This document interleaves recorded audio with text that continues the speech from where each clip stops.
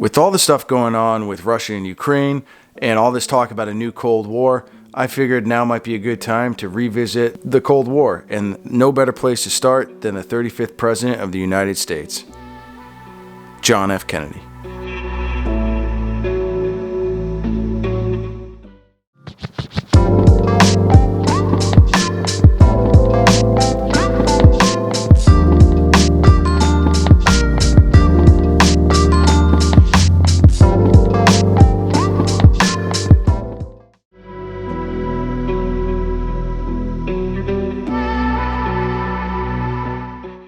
So young JFK was an underachiever in school, which worried his father that his son wouldn't nearly amount to too much.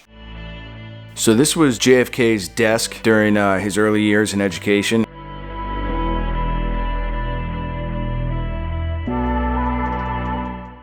John Fitzgerald Kennedy was the second of 9 children born into a wealthy and politically connected Irish Catholic family in Boston. This is a picture of a very young JFK with his brother Ted on John's very first sailboat in 1946.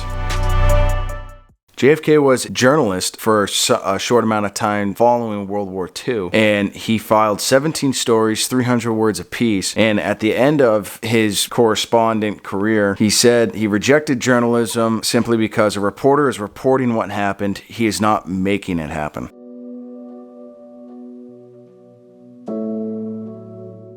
What an awesome painting of what happened that night to PT-109 and Kennedy. So after PT-109 sunk and Kennedy and his men ended up swimming to a nearby island, Kennedy inscribed on a coconut directions and told one of the natives to bring to a local US base, and they actually have the coconut.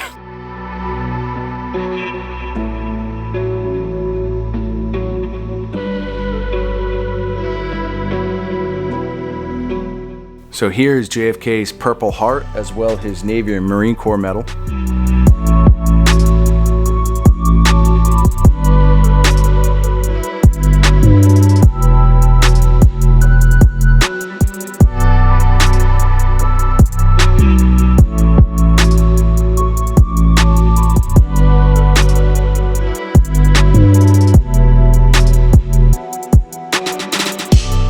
Kennedy definitely had the popular youth vote, hands down. The 60s definitely seemed to be the era of the button. Love seeing old newspapers like this because you also get a glimpse into what was actually going on that day, what was being reported on that day. As you can see, Eisenhower, Khrushchev should meet for new UN arms talks.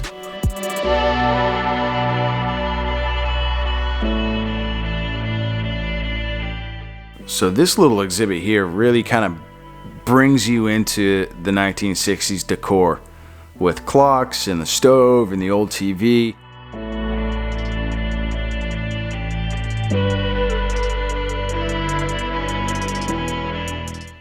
Now this is a really neat exhibit where it breaks down state by state and how the votes actually were tallied between Nixon and Kennedy.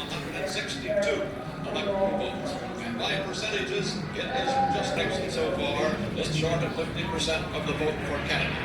Let's see how the IBM 7090 is looking at these returns this early in the evening. Going over to the IBM data center, Howard K. Smith.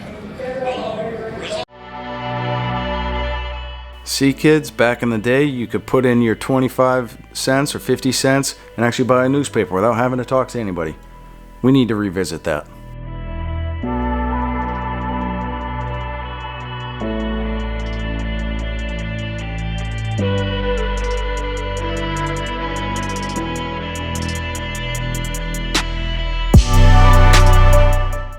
So this is a really cool exhibit. This has got President Kennedy's 14-page inaugural address. Along the way, he was making changes to the speech as he delivered it, making 32 small word changes. And page 13 shows the change he made to the most quoted line of the entire speech, beginning, "Ask not."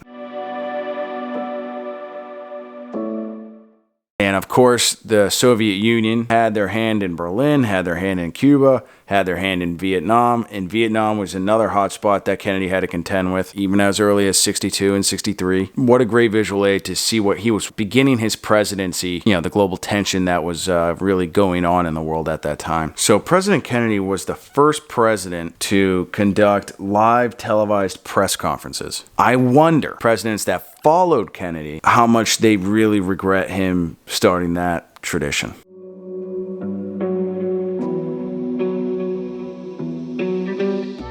So this is the actual report on America's space program from Vice President Johnson to President Kennedy. And it says here, however, with the strong effort, the United States could conceivably be first in those two accomplishments by 66 or 67.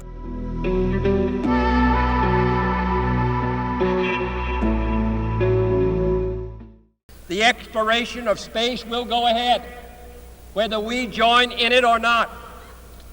And it is one of the great adventures of all time. And no nation which expects to be the leader of other nations can expect to stay behind in this race for space. Those who came before us made certain that this country rode the first waves of the Industrial Revolution, the first waves of modern invention, and the first wave of nuclear power. And this generation does not intend to founder in the backwash of the coming age of space. We mean to be a part of it. We mean to lead it.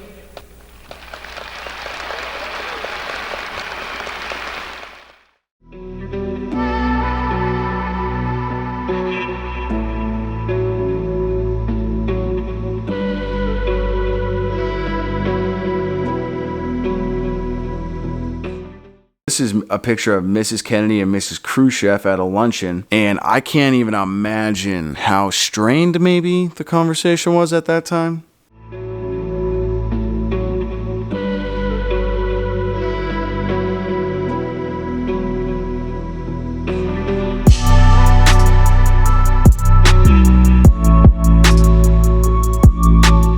This is actually what President Kennedy's Oval Office would have looked like while the time he was president.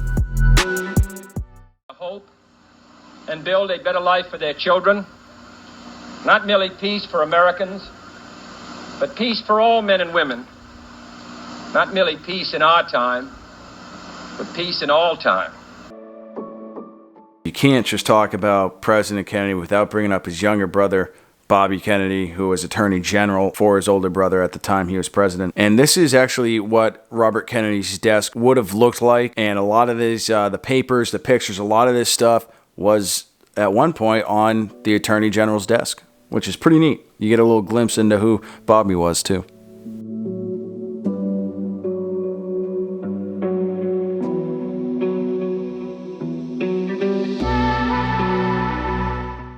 So this is a great example of how JFK is still a big deal 60 years later, is they still have his doodles of a sailboat. Every nation know, whether it wishes us well or ill, that we shall pay any price, bear any burden, meet any hardship, support any friend, oppose any foe, to assure the survival and the success of liberty.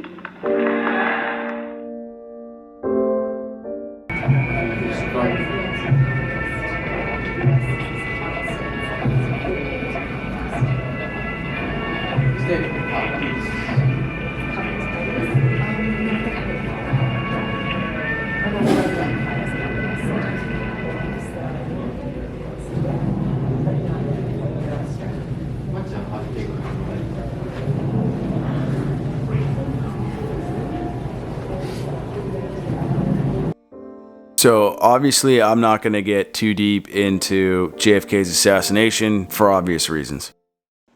From Dallas, Texas, the flash, apparently official, President Kennedy died at 1 p.m. Central Standard Time, 2 o'clock Eastern Standard Time, some 38 minutes ago.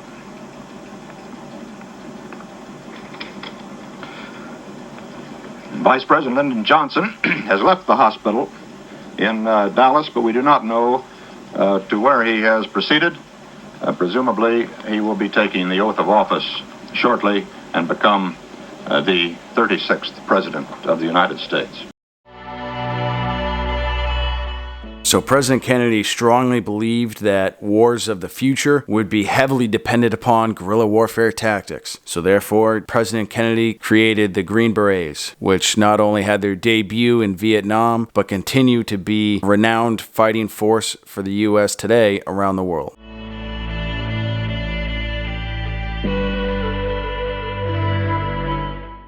They actually have an entire section of the Berlin Wall here at the museum. And it is pretty crazy how the west side of the Berlin Wall was covered in graffiti and people could express themselves on the wall, whereas on the east side is completely clean because people who lived in East Berlin and the Communist Party could not even get close enough to the wall.